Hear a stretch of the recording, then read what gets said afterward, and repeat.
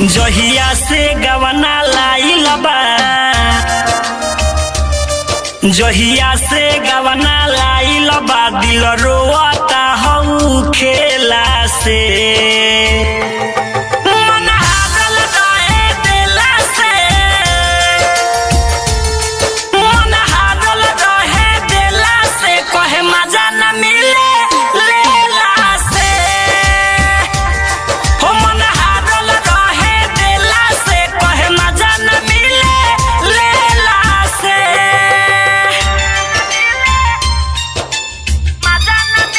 Recording by Khushbu studio Harsiddhi.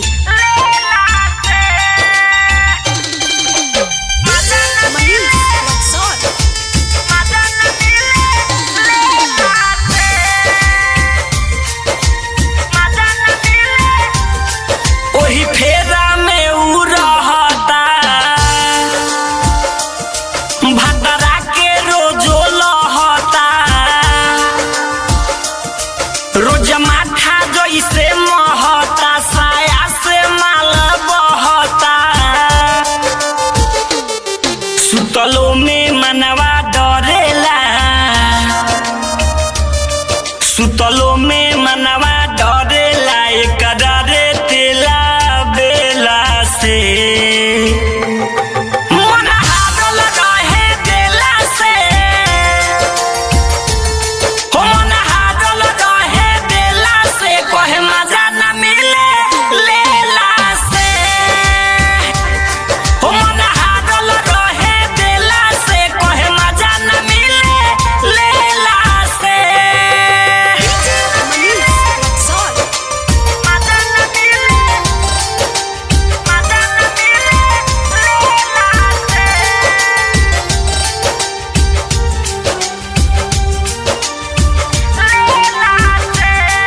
अभी लइके हम बानी हो, बुझ न सूरज परेशानी हो, मोरे चढ़ल ना जवानी हो, तले झारे लगल पानी हो। आलो गोस्वामी सुनो ना,